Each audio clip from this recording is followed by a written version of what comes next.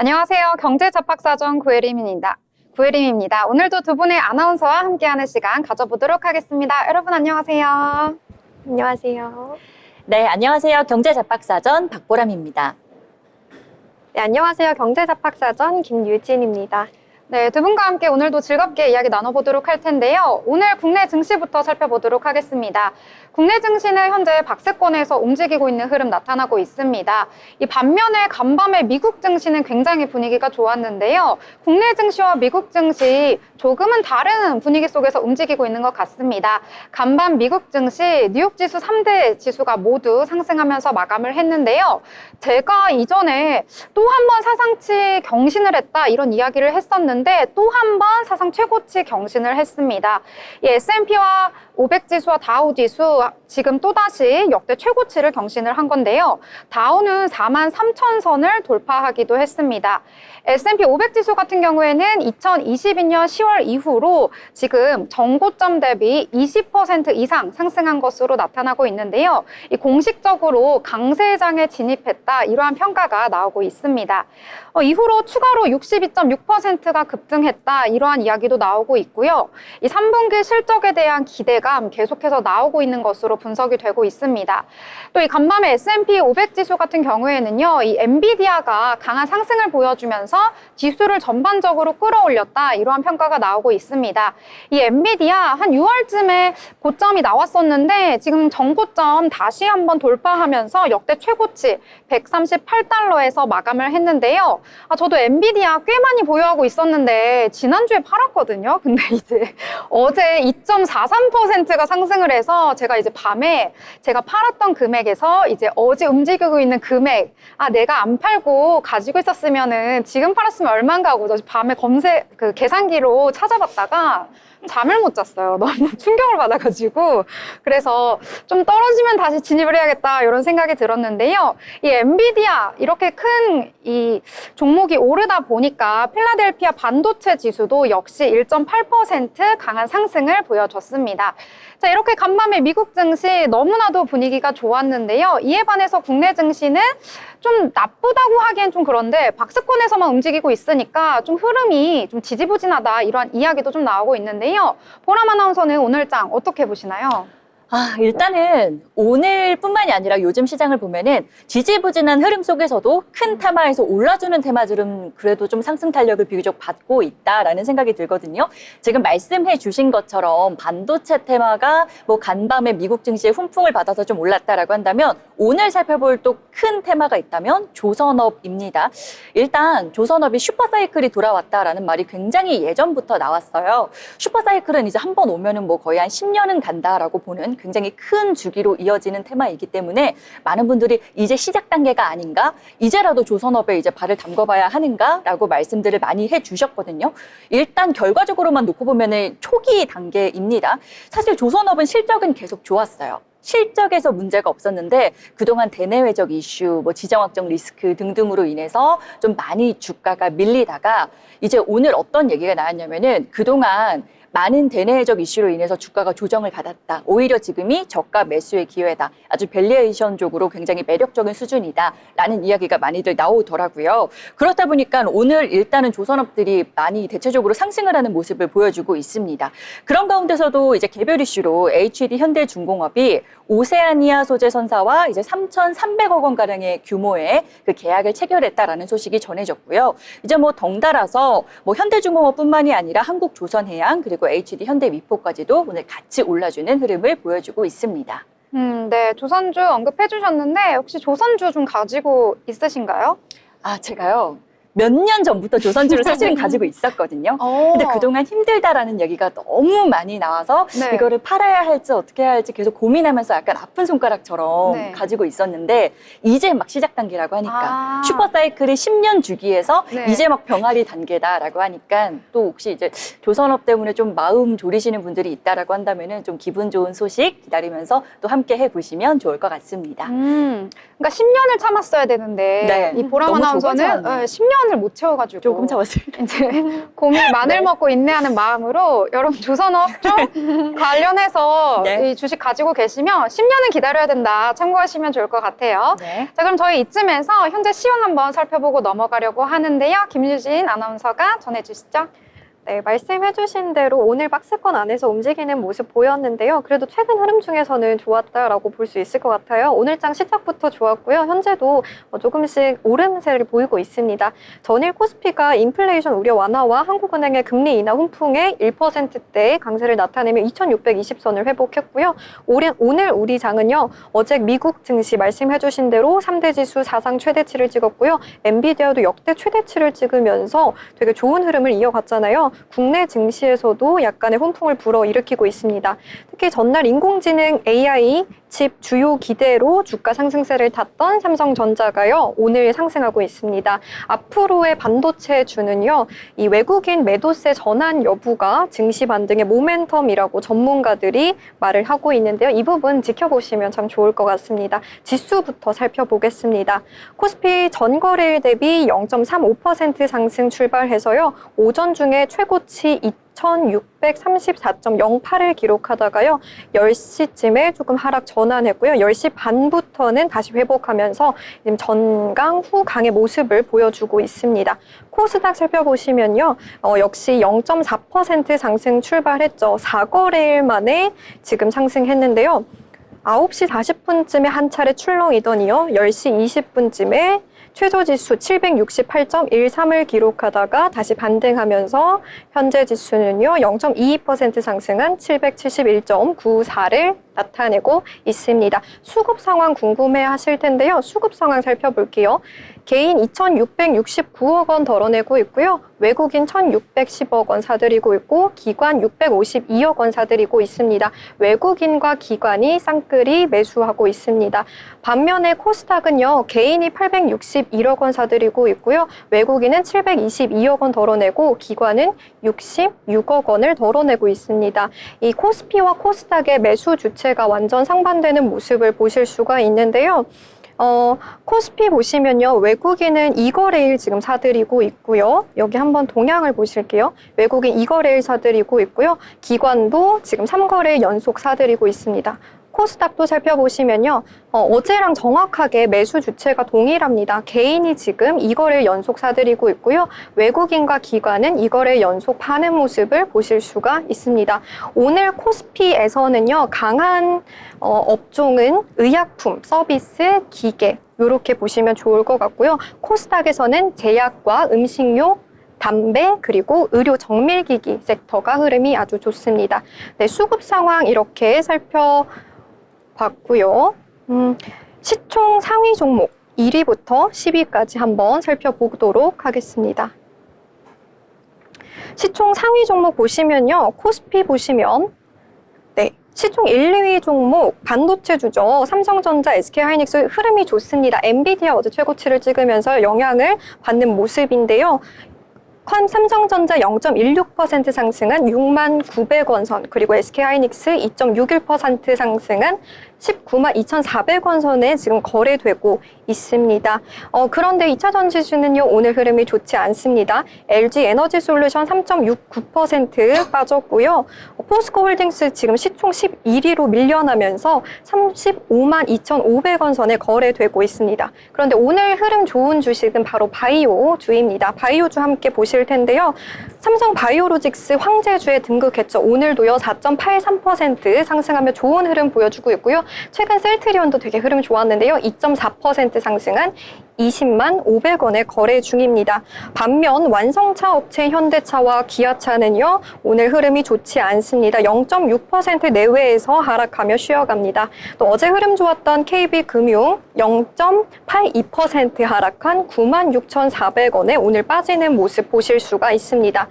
네, 이렇게 코스피 말씀드렸고요. 이번엔 코스닥도 같이 봐야겠죠. 코스닥 시총 1위부터 10위까지 살펴보겠습니다. 보시는 것처럼 빨간불, 파란불 지금 혼조세 보이고 있습니다. 그러나 여기서 주목해서 보셔야 할 점이요. 바로 제약 바이오주인데요. 흐름이 좋습니다. 알테오젠, 그리고 HLB, 리가켄바이오, 휴젤, 삼천당 제약 모두 상승하는 거 보실 수 있는데요. 공통점이요. 제약 바이오주입니다. 네, 피하 주사 제형 항제, 약물 접합제를 특허 출원했다는 소식이 알테오젠 올랐었죠. 오늘도 소폭 상승하는 모습 보실 수가 있고요. HLB는요, 간암 신약 승인이 내년으로 넘어갈 수 있다는 소식에 최근 매도세 강했는데요. 오늘 상승하는 모습 보실 수가 있습니다. 77,000원 선에 거래되고 있고요. 마찬가지로 리가켄바이오 3.96% 상승한 126,000원에 거래되고 있습니다. 일본 오노약품 공업과의 기술 계약 체결로 올랐었는데요. 오늘요 200억 원 규모의 자사주를 취득했다는 소식에 장중 한때 127,900원까지 기록하면서 52주 신고가 경신하기도 했습니다. 네, 미국 보톡스 소송 최종 승소한 휴젤 지금 보시면요 5.68% 상승한 288,500원에 거래되고 있고요. 국내 특허 침해로 피소당했던 삼천당 제약 보시면요 소폭 상승해서 142,100원 선에 거래되고 있습니다. 오늘 2차 전지주 에코프로비엠, 에코프로 그리고 또 하나의 주식이 있죠. 엔캠도요 빠지는 모습 보실 수가 있고요. 이로써 코스피와 코스닥 시총 1위부터 10위까지의 2차 전지 종목 모두 하락하는 모습을 오늘 보실 수가 있었습니다. 네, 이외에도 반도체 소부장 기업이죠. 리노공업이요 1.75% 상승하고 있고요. 뷰티 기기 클래시스도 2% 상승한 68,000원 선에 거래가 되고 있습니다. 현재 시황 살펴봤는데요. 앞으로 장 마감 끝까지도 우리 시황 살펴봐 주시면 너무 좋을 것 같습니다. 네, 잘 정리해 주셨습니다. 지금 코스피와 코스닥 모두 강보합권에서 움직이고 있는데요. 코스피 같은 경우에는 수급이 좀 다르게 움직이고 있는데 외국인은 이 오전 같은 경우에는 매도하는 모습 보였는데 오후 들어서 매수로 전환을 했고 개인 같은 경우에는 오전에 매수를 하다가 오후에 매도하는 흐름 나타났습니다. 그러면서 지수에 조금 상승해주는 지금 힘을 보태고 있다 이렇게 보실 수가 있겠고요. 시가총액 상위 종목들도 확인해 보시면 좀 덩어리가 크다라고 할 수 있는 것은 반도체고 이외 종목들은 좀 개별 이슈를 가지고 있는 종목들 위주로 움직이고 있다 이렇게 볼 수가 있겠습니다. 코스닥에서는 2차 전지 대형주들 에코프로비엠과 에코프로 좀 오늘은 하락하고 있는 모습 보이는데요. 제가 에코프로 형제들 중에 하나 가지고 있는데 지금 계속해서 파란불만 켜지고 있어서 좀 안타까운 마음이 들고 있습니다. 언제쯤 오르게 될지 계속해서 지켜봐야겠고요. 자, 그렇다면 오늘 장에서 또 우리는 올라야 할 오르는 테마 찾아봐야겠는데요. 어떤 테마 또 주목해 보셨을까요? 그런데 지금 오르는 테마라고 말씀을 해주셨는데 사실은 이렇게 계속 쭉 올라주는 테마를 고르기가 쉽지만은 않은 장이다라는 그런 생각이 들어요. 지금 뭐 앞서서 브리핑 들으셨지만 매수 주체도 계속해서 바뀌고 있고 좀 혼조세를 보이고 있어가지고 큰 테마 위주로 좀 전체적인 흐름을 제가 좀 살펴봤는데 일단 아쉽게도 이제 딱 정답부터 말씀을 드린다면 지금 내리는 테마를 좀 찾아봤거든요. 오늘의 특징주로. K뷰티가 대세라고 한 지는 사실은 좀 됐어요. 그러다 보니까 제가 오늘도 이제 도착을 해가지고 우리 이제 아나운서님들이 쓰시는 화장품이 뭐가 있나, 쿠션은 뭐가 쓰나 이렇게 싹 봤더니 확실히 예전에는 좀 해외 브랜드를 좀 많이 썼다라고 한다면 요즘 좀 국내 제품들로 쿠션을 좀 많이들 쓰시는 것 같더라고요. 나 역시 대세구나, 역시 K뷰티 많이들 요즘 또 사랑해 주시고 계시는구나 싶었는데 지금 이제 또 3분기 실적 시즌입니다. 그 성적을 딱 까놓고 보면은 주변에서 체감하는 것과는 약간은 좀 다른 분위기, 다른 장세가 펼쳐지고 있습니다. 일단 오늘 화장품 쪽에서 이제 큰 종목들 위주로 실적 전망치가 나왔는데요. 큰 종목 2개 볼게요. 일단 아모레퍼시픽 그리고 LG생활건강입니다. 두 종목이 둘 다 이제 3분기 매출액이 시장 예상치를 하회할 것이다라는 그런 전망치가 나왔습니다. 이렇게 사이즈가 큰 업종에서 좀 하회 전망치가 나오다 보니까 화장품 테마에서 덩달아서 좀 같이 조정을 받고 있는데요. 그래서 지금 아모레퍼시픽, LG생활건강 약보합권에서 움직이고 있고 장초부터 이제 영향받아서 클리오라든지 APR 같은 좀 작은 그 테마에 위치한 화장품 종목들도 같이 좀 약한 흐름을 보여주고 있습니다. 네, 화장품 얘기해 주셨는데 네. 그 요즘에 트렌드가 또 그런 거잖아요. 뭔가 이제 해외 브랜드라든지 국내에 좀 큰 기업의 화장품보다는 요즘에는 좀 중저가, 인디 브랜드 이런 게 잘 나간다고 하더라고요. 네, 맞아요. 그쵸? 단순히 가격만 저렴하다가 아니라 이제 가격도 저렴한데 질도 좋고 그리고 또 우리 제품이다라는 우리 거는 이제 맞아. 또 우리가 소비를 해줘야겠다라는 그런 마음들 때문에 확실히 주변에서 많이들 사용을 하시고 계신데 네, 실적이 이제 뭐 아직 전망치이긴 합니다만 좀 아쉬운 부분이 있기는 합니다. 그래도 이제 우리가 우리 것들을 계속 더 꾸준히 쓰고 이 우수한 품질이 더 글로벌적으로 알려지면은 또 언젠가는 좋은 소식, 더 큰 좋은 소식을 갖고 오지 않을까 하는 그런 기대의 말씀도 한번 전해드려 보겠습니다. 맞아요. 요즘에는 제가 보니까 인디 브랜드 쪽으로 좀 주가가 잘 오르는 경향이 있고 또 특히나 원래는 중국에서 이 K-뷰티가 인기였는데 요즘에는 유럽, 미국 이쪽으로 우리 뷰티 시장이 좀 더 커지고 인기를 얻고 있다 이런 평가가 있더라고요. 그래서 화장품 쪽도 이 크게 봤을 때는 우상향하고 있는 흐름을 보이기 때문에 이 부분도 참고해서 한번 투자 접근해 보시면 좋을 것 같습니다. 자, 이렇게 여러 가지 내용들 정말 이해하기 쉽게 정리를 했는데요. 저희 세계경제TV 채널 구독과 좋아요, 알람 설정까지 해주시길 바라겠습니다.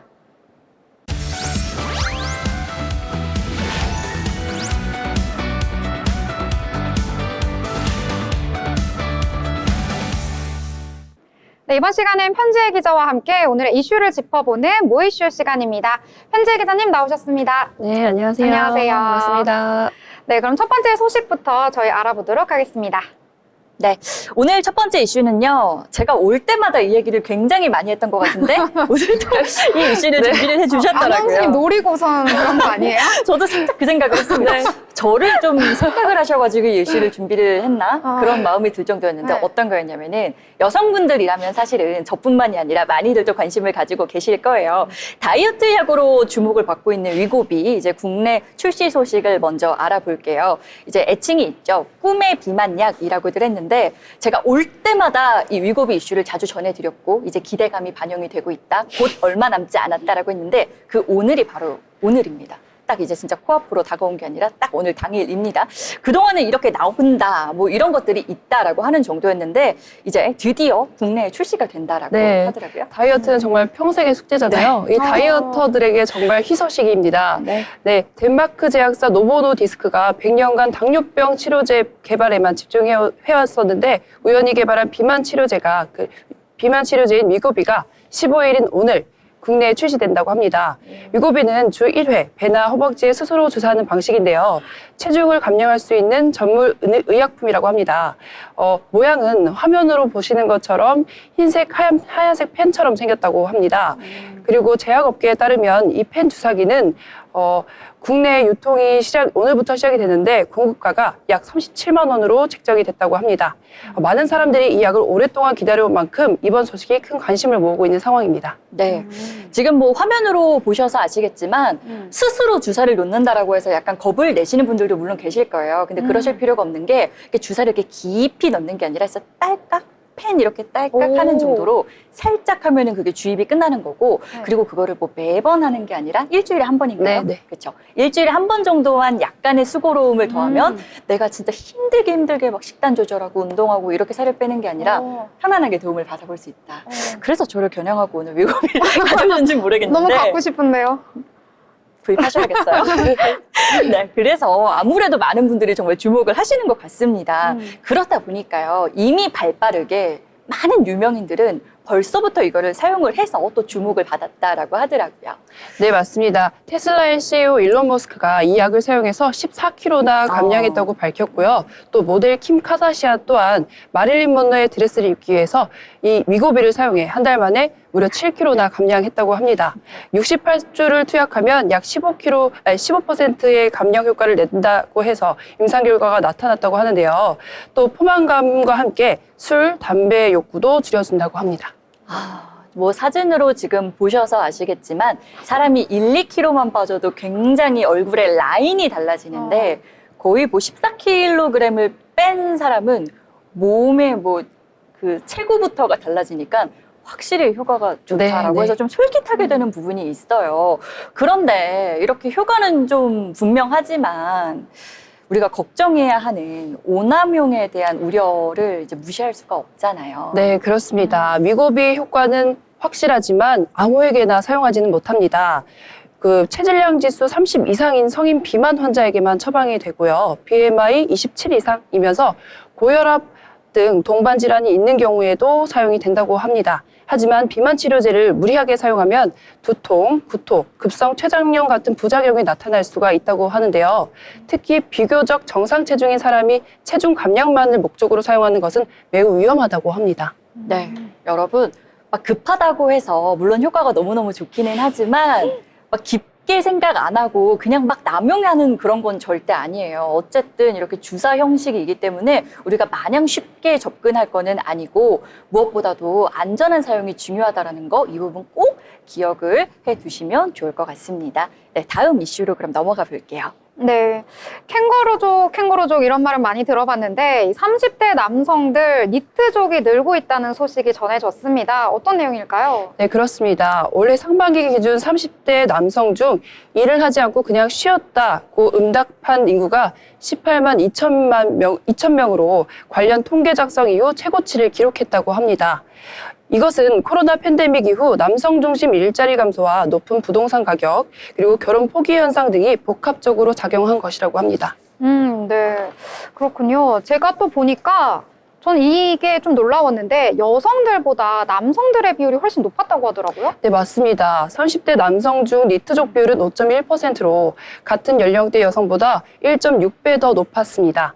여성의 경우 고령화로 인한 보건복지 분야 일자리 증가가 영향을 미쳤지만 남성들은 제조업 분야 일자리가 감소가 되면서 더 높이 나타난 것으로 해석되고 있습니다.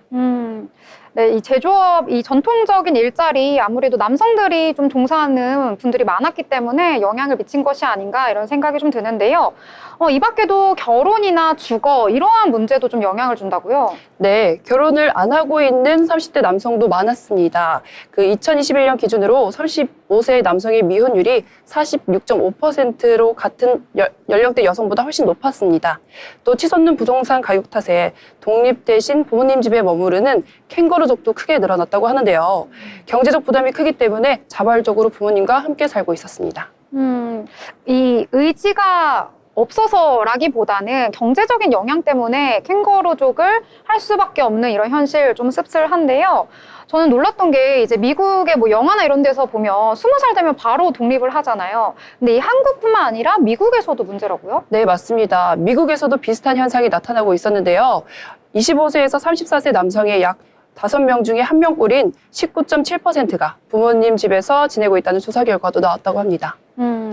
이 문제가 이 단독의 문제가 아니라 캥거루족이 되어서 집에서 독립을 하지 않으면 또 결혼도 미뤄지고 그러다 보면 출산도 미뤄지고 그래서 지금 뭐 저출산이다 이런 말까지 나오고 있는 이런 상황 속에서 모두가 연결돼 있는 유기적인 문제가 아닐까 이런 생각이 좀 듭니다. 자, 그렇다면 이러한 상황을 개선하기 위해서 어떤 대책이 좀 필요할까요? 네, 전문가들은 양질의 일자리와 주거 문제 해결이 시급하다고 지적했습니다. 이들이 경제적으로 자립할 수 있는 기반을 마련해주지 않으면 니트족 현상은 더 심화될 수 있다는 우려도 지적하고 있습니다. 네, 경제적으로 일단은 경제적인 문제가 해결이 되어야지 뭐 독립도 하고 결혼도 하고 뭐 일자리 얻어서 뭐 육아도 하고 뭐 이런 것들을 다 할 수 있으니까 이 전반적으로 이 사회가 노력을 해서 이 부분을 해결해 줘야겠다 이런 생각이 드는 소식이었습니다. 자, 그럼 다음 소식으로 넘어가 보도록 할까요? 네, 정말 뭐 먹고 살기 힘들다라는 말이 여기저기서 터지고 있기 때문에 또 많은 분들이 공감을 하실 것 같습니다. 저 같은 경우에는 요즘 또 이제 금액적인 부분에서 걱정이 되는 약간 고민이 되는 부분이 이제 또 결혼식이 주변에 굉장히 많아요. 하객으로 갈 때 예전에는 내가 참석만 해주는 것만으로도 시간을 내는 거니까 거기에다 의미를 둬야지 뭐 이 정도의 생각이었는데 이제 또 막상 돈봉투를 받아드는 입장에서는 저랑은 좀 생각이 다른 것 같더라고요. 그렇다 보니까 저도 이제 축의금을 넣을 때 약간 돈봉투를 보고 고민을 해요. 여기서 더 넣어야 되나? 해야 되나? 이렇게 고민을 하게 되더라고요. 제가 이 얘기를 왜 드리냐면은 요즘 결혼식 하객들 사이에서 저 같은 고민을 하는 사람들이 많대요. 축의금에 대한 고민이 많다라고 하던데 네. 이유가 뭘까요? 네, 요즘 정말 결혼하기 좋은 계절이라서 주말마다 결혼식 참석하시느라 참 바쁘시죠. 네. 네, 코로나19 팬데믹 이후 결혼식 비용이 크게 오르면서 이른바 웨딩플레이션 현상이 나타나고 있습니다. 결혼식을 준비하는 예비 부부와 결혼식을 참석하는 하객들도 부담감을 크게 느끼고 있는데요. 특히 결혼식 식대가 크게 상승하면서 하객들 사이에서는 축의금에 대한 고민이 커졌다고 합니다. 웨딩업계에 따르면 서울 지역 결혼식장의 식대는 평균 평균 7만 원에서 8만 원 선이라고 하는데 강남 지역은 9만 원 선에 달하기도 한다고 합니다. 코로나19가 지나면서 수요가 올라감에 따라 웨딩 관련 비용이 급격하게 오르기 시작한 겁니다. 결혼식에 참석하는 하객들은 요즘 물가를 생각하면 5만 원은 눈치 보인다라는 반응을 보이기 시작한 겁니다. 네, 뭐 인플레이션이 웨딩에도 있네요, 그렇죠? 최근 들어서 요즘에 나온 뉴스로만 이제 또 물가 오른 것들이 또 굉장히 많아요. 뭐 배추값 올랐다고 그러죠, 김값 올랐다고 그러죠, 뭐 치킨값도 오른다라고 그러죠. 먹거리 오르는 것들도 정말 많아지는데 이제 웨딩에도 인플레이션이 더해져서 웨딩 인플레이션. 네, 그렇다 보니까 이제 이런 말이 유행이래요. 오늘 결혼하는 게 가장 저렴하다. 이게 무슨 말인지 아시겠어요? 느낌이 오시죠, 약간? 오늘이 네. 가장 젊은 날이다, 이런 것처럼. 빨리 오늘 당장 결혼해야 돼요? 그렇게 되는 건가요? 아, 너무 급하게 결혼을 하라라는 말씀을 드리는 건 절대 아니고요. 그 웨딩 업계에서 아무래도 여러분 뭐 식장이라든지 요일이라든지 할인 혜택 이런 것들이 하루 걸러 하루 이렇게 좀 다르게 펼쳐지고 대체적으로 좀 다음 날이 오늘보다 더 비싼 경향이 있다 보니까 최대한 저렴할 때 오늘 하는 게 가장 저렴하게 할 수 있다라는 뭐 그런 뉘앙스인 것 같아요. 이런 말이 나오게 되는 좀 네, 이유가 그렇습니다. 있을까요? 그 아나운서님께서 정확하게 짚어주셨는데요. 이른바 깜깜이 풍토로 그 불려오던 웨딩 시장은 그동안 사실상 부르는 게 값이라 그 결혼을 앞둔 청년들에게는 부담이 상당히 컸습니다. 이른바 스드메뿐만 아니라 웨딩 플래너 비용도 정해진 게 없어서 그 피해는 오롯이 신혼부부들의 몫이었습니다. 그 당일 계약을 해야지 가장 또 저렴하기도 했었고요. 환불 체계도 정확하지 않았다고 했었습니다. 공정위가 내년 상반기부터 결혼준비 대행업체의 가격을 공개할 계획을 밝힌 상황에서 예비부부들의 합리적인 선택에 얼마나 도움을 줄지 기대가 되고 있는 상황입니다. 네, 아무래도 뭐 부르는 게 값이다라는 말이 있을 정도로 정찰제가 아니고 또 팀 문화가 한국에서는 사실 그렇게 막 퍼져 있는 문화는 아닌데 웨딩 업계에서는 또 팀 문화가 공공연하게 좀 이루어지는 그런 부분이 있다 보니까 부르는 게 값이어서 발품을 팔아야 하고 그렇게 발품을 팔았음에도 불구하고 당일에 또 어떤 요금이 추가가 될지 모르니까 좀 불안감에 떨어야 하고 좀 그런 부분들이 분명 있었거든요. 결혼식 비용 상승에 대한 이런 축의금 부담까지도 또 많은 분들이 공감을 하실 것 같은데요. 모쪼록 우리 모두 좀 우리에게 직접적으로 체감되는 물가들이 너무 급격하게 올라주지는 않았으면 좋겠다라는 그런 생각을 해봅니다. 네, 오늘 소식 잘 들었습니다. 네. 감사합니다. 네, 이렇게 세 가지 이슈 소식 다 짚어봤는데요. 특히 이 마지막 이슈와 관련해서는 이 스드메의 표준약관도 마련이 됐다고 하거든요. 이 결혼식장에도 이 관련된 제도가 좀 적용이 돼야겠다 이런 생각이 들었습니다. 자, 그러면 이러한 소식들 여러분 받고 싶으시다면 세계경제TV 채널의 좋아요와 구독, 알림 설정까지 해주시길 바라겠습니다.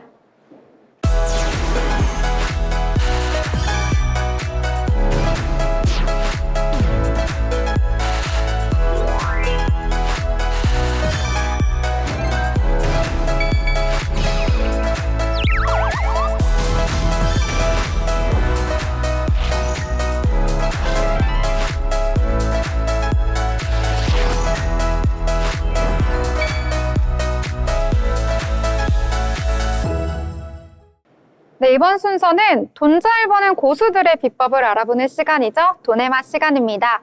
오늘 국내 증시에서 돈을 잘 벌 수 있는 테마들, 특징주들 살펴보면서 여러분들의 계좌를 좀 빨갛게 만들 수 있는 그러한 소식들 한번 찾아보도록 하겠습니다. 자, 먼저 오늘장 아까 오프닝에서도 말씀을 드렸는데 좀 지지부진하다, 박스권에서 움직이고 있다 이렇게 말씀을 드렸는데요.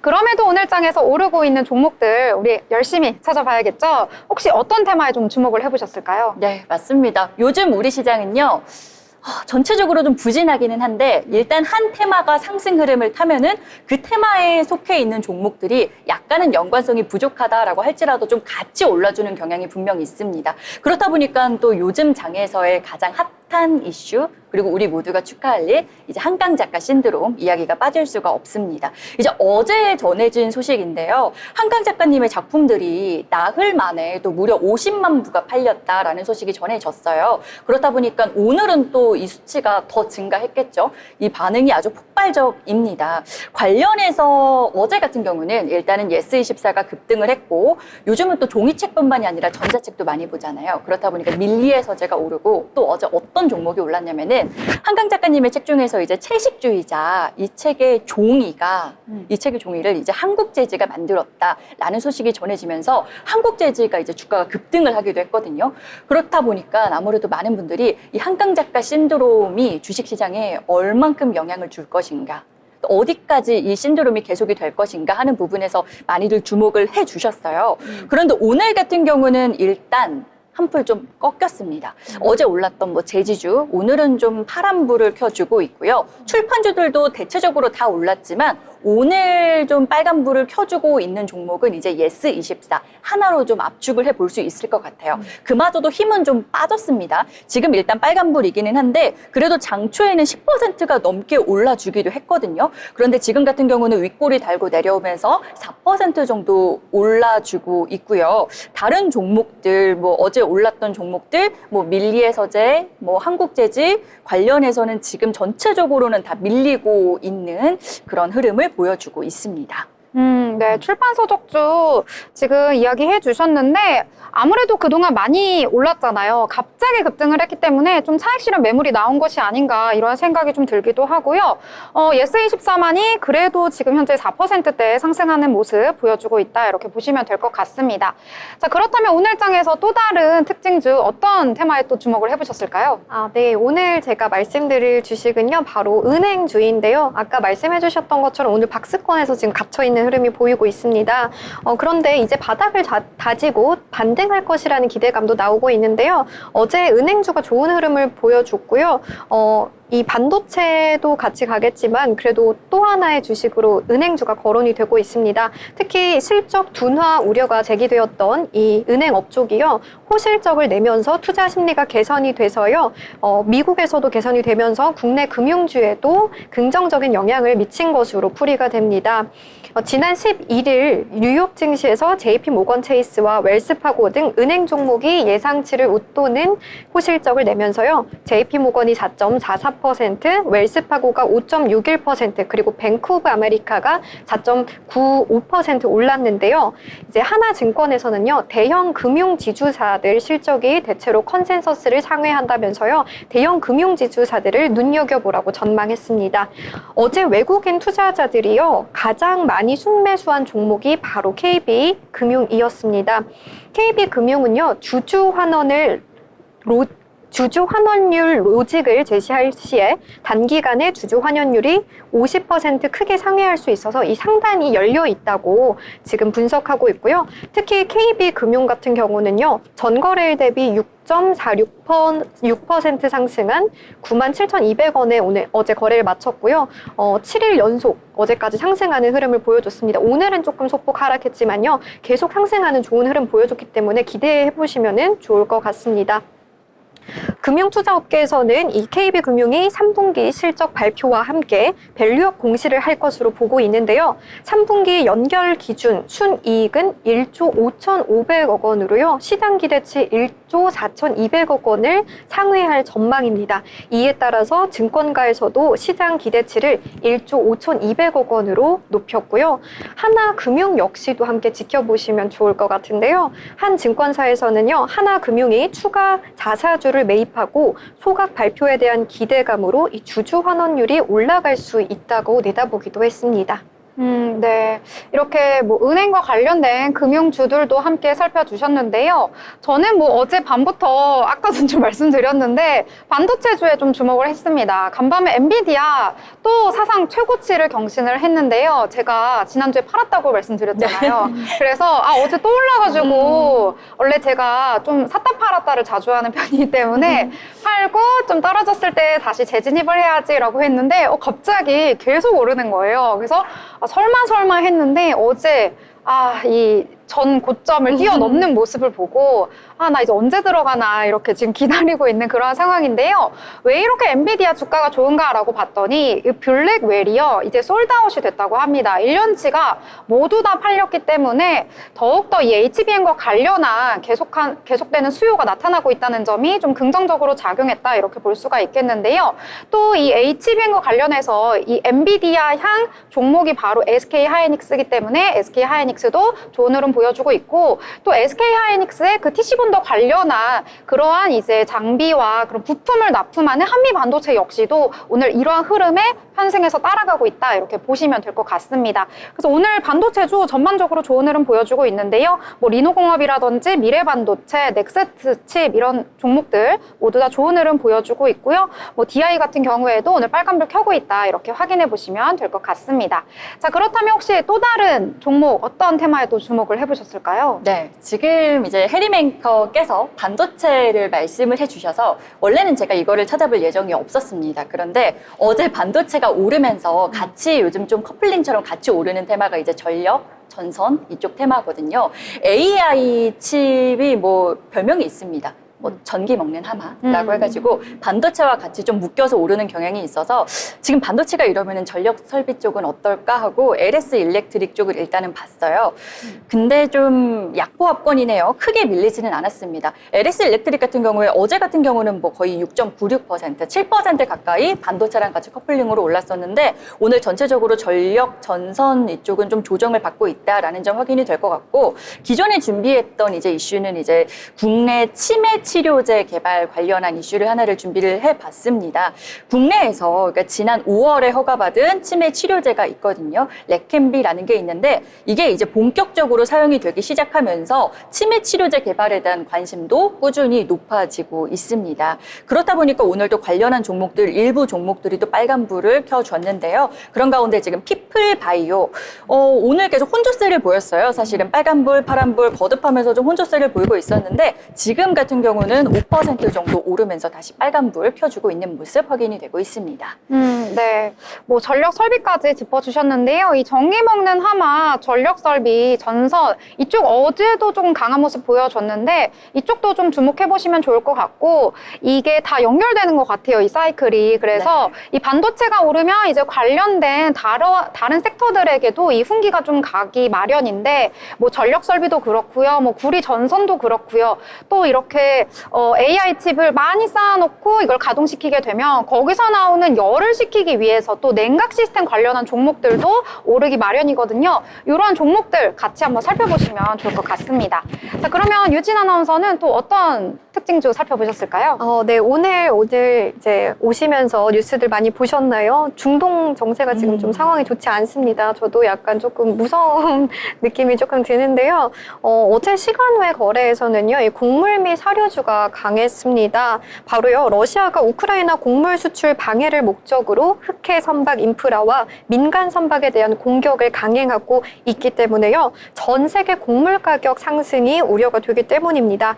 이 공격을 당한 항구 도시 오데사는요, 우크라이나 생산 곡물을 중국을 비롯한 중동과 그리고 아프리카 또 유럽 지역 40개국에 수출하는 통로인데요.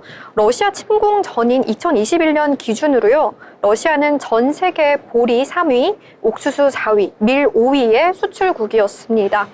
우크라이나 재건 담당 부총리 올렉시 쿨레바는요, 텔레그램에 이런 글을 올렸습니다. 러시아군의 폭격 목표물은 주로 항만과 민간 선박 그리고 곡물 저장소다. 지난 3개월 동안 거의 60차례나 공격을 받아서 차량 177대와 민간 선박 22척이 손상됐다고 전했는데요.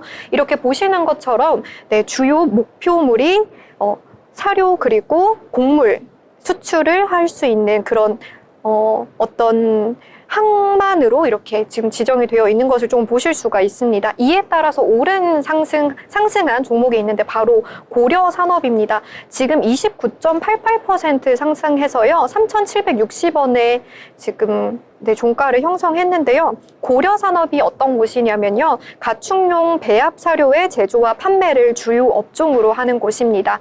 미국과 브라질 등으로부터 주요 원재료인 옥수수, 대두박 등의 원재료를 수입하고 있어서요, 국제 곡물 가격 및 환율 변동에 민감함을 보이는데요. 전국 배합사료 업체는 50여 개사로 90개 공장을 운영하고 있고요. 또 농협의 사료 시장 점유율이 30%를 보이고 있는 곳입니다. 또 이외에도 코스피에서는 미래생명자원이 23.44% 넘게 급등하며 5,740원에 거래되기도 했고요. 한일사료 역시 20% 넘게 급등하면서 5,160원, 한탑 역시 17.85% 급등하며 874원에 거래되기도 했습니다. 네. 지금 뭐 우크라이나와 러시아의 전쟁이 계속되고 있는데요. 이런 소식이 전해질 때마다 여러분들이 주목하면 좋을 테마가 이 우크라이나가 한 전 세계 40개국에서 이 수입을 하고 있다고 해요, 곡물을. 그래서 이것과 관련된 이슈가 나오면 이 곡물과 관련된 주가가 오를 때가 있고요. 그리고 또 이 전쟁과 관련된 내용이기 때문에 방산 업체들에 관련된 주가까지도 움직이기 때문에 이 이슈가 나올 때마다 관련한 종목들 하나씩 살펴보시면 좋을 것 같습니다. 이 더불어 본 방송에서 제공하는 정보는 투자 판단에 대한 조언일 뿐 해당 종목의 가치, 상승과 하락에 대해서는 보장하지 않습니다.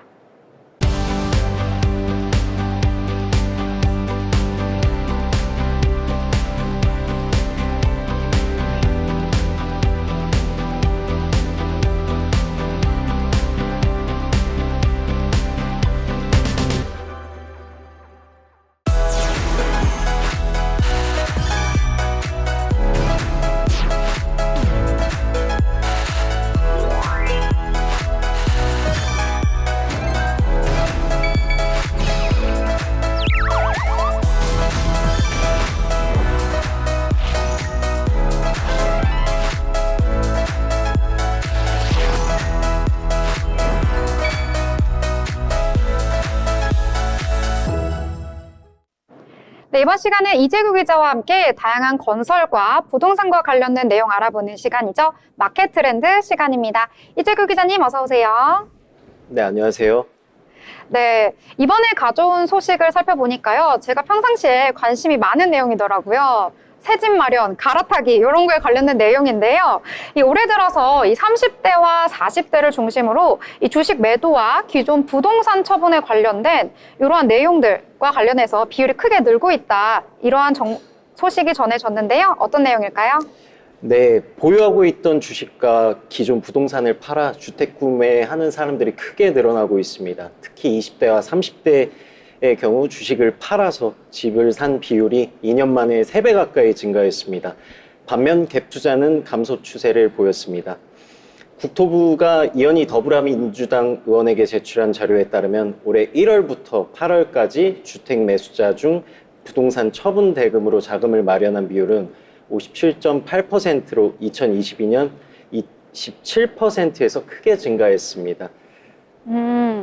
저는 깜짝 놀랐던 게 갭 투자 아직도 많이 하시는 줄 알았더니 갭 투자는 좀 감소하는 추세고 이 기존에 있던 부동산을 팔아서 점프를 한다고 하죠. 예. 네, 그래서 그런 비율이 늘어났다 이렇게 볼 수가 있는 건데 특히 40대 같은 경우에는 기존 부동산을 처분하고 상급지로 갈아타는 경우가 많다고 하더라고요. 네, 맞습니다. 그 40대 주택 구매자의 65.4%가 기존 부동산을 처분해 새 집을 마련하는 것으로 신고했었습니다.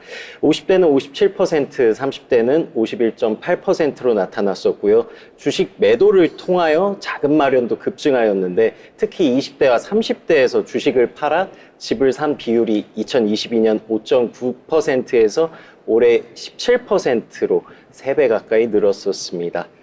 네. 저도 이렇게 미국 주식 열심히 팔고 사고 하는 게 이 자금을 모아서 지금 부동산을 마련하려는 계획 때문인데요. 자, 저처럼 뭐 주식을 팔고 자금을 모으시는 분들도 있지만 대출을 받으시는 분들도 많으시잖아요. 이 자금을 대출을 통해서 하시려는 분들도 많이 늘었다고 하더라고요. 예, 맞습니다. 올해 1월부터 8월까지 주택 매입자 중 68.7%가 금융기관을 통해 대출을 받아서 자금을 마련했다고 신고했었습니다. 연령대별로 30대 매입자의 81.8%가 대출을 사용하였고 40대는 73.8%, 20대는 60.5%, 50대는 56%로 나타났었습니다. 반면 갭 투자는 감소했었는데 올해 임대보증금을 승계해 주택 구입을 한 비율은 36.8%로 2022년 44.6%에서 줄어들었었습니다. 네. 뭐, 어제 사실 뉴스에서도 부동산 관련한 많은 기사에서 헤드라인으로 뽑았더라고요. 2030은 주식 투자를 이제 매도를 해서 돈을 벌고 4050은 가지고 있는 부동산을 처분을 해서 뭐 했다라는 지금 말씀해 주신 내용들이 쭉 나오면서 이제 제가 기사를 보고 느꼈던 게 뭐냐면 아니, 주식을 매도해서 이렇게 돈을 얼마나 많이 벌었길래 이 돈으로 부동산을 구입을 할 수 있는 건가라는 의문점 하나. 그리고 요즘 또 생긴 또 신조어가 얼죽신이래요. 들어보셨어요? 얼죽신이요? 네. 얼어 죽어도 신규 주택. 신축.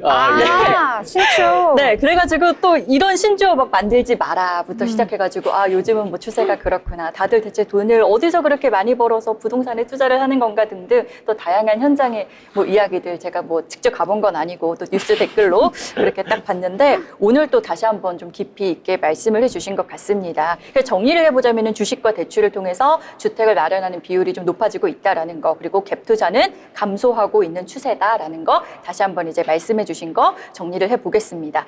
이제 다른 소식으로 넘어가 볼게요. 최근에 서울시에서 이제 추진하고 있는 이런 새로운 사업이 있잖아요. 관련해서 말씀해 주시죠. 예, 지금 서울시가 재건축과 재개발이 어려운 지역의 개별 건축을 지원하는 휴먼타운 2.0 사업 후보지 10곳을 선정해서 이제 그 사업을 진행을 한다고 합니다. 그 노후 주거지의 신축 및 리모델링을 통해 주거 환경을 개선하고 주택 공급을 확대하는 것을 목표로 하고 있는데요. 휴먼타운 2.0 사업 후보지로 10곳이 선정됐는데 종로구, 중구, 강서구, 강북구, 중랑구 등 이 10개 지역을 선정했다고 발표까지 하였습니다. 이번 사업은 재건축과 재개발이 어려운 다가구, 다세대, 도시형 생활주택 등 개별 건축을 지원하는 방식입니다. 현재 3곳이 시범 사업이 진행 중이며 이번에 선정된 후보지에는 최대 100억 원의 지원과 함께 각종 건축 기준 완화 등의 혜택이 주어질 예정입니다. 또한 건축 세무 전문가의 자문과 대출이자 지원 등의 혜택도 같이 제공된다고 하였습니다. 네, 뭐 지원금이 지금 굉장히 큽니다. 100억 원, 100억 원 가량의 이제 지원이 들어가다 보니까 아무래도 이제 많은 분들이 아니 이렇게나 지원을 많이 받는데 이 후보지의 선정 과정은 공정했나? 어떻게 이루어진 건가? 이 부분에 대해서도 궁금증이 있으실 것 같아요. 예, 후보지는 네. 자치구 공모를 통해 접수된 지역 중 주택 정비의 시급성과 주차장 등 기반 시설 공급 가능성 등을 기준으로 현장 실사와 심사를 통해 선정되었었습니다. 최종 사업지로 확정되면 본격적인 사업에 착수할 예정입니다. 특히 이번 사업지에는 그 모아센터라는 마을 관리 사무소가 설치되어서 주택 관리 서비스가 종합적으로 제공될 예정이라고 합니다. 네, 뭐 서울 중구 쪽에 이제 이슈가 전해지고 있습니다. 서울 중구 회원동 그리고 다산동 후보지로 선정됐다라는 그런 소식이 있네요. 예, 맞습니다. 서울 중구 회원동과 다산동 이번에 휴먼타운 2.0의 후보지로 선정되었었는데 이 지역은 남산 고도 제한이 완화되었지만 지형적인 특수성으로 인해 대규모 개발이 어려운 상황이었습니다. 이에 개별 건축을 통해 노후주택을 개선하는 방식으로 주거 환경을 변화시키겠다는 계획으로 후보지에 선정되었습니다. 네. 회원동, 다산동 이제 주민분들 기대가 또 유독 더 크실 것 같습니다. 이번 사업이 이제 성공적으로 추진이 되면은 지역에 또 확실히 좀 훈풍이 불잖아요. 큰 변화가 있을 것으로 보이는데요. 네. 오늘 또 전해주신 소식 잘 들었습니다. 네, 저희 이렇게 다양한 소식들로 1부 마치겠고요. 2부로 다시 돌아오도록 하겠습니다.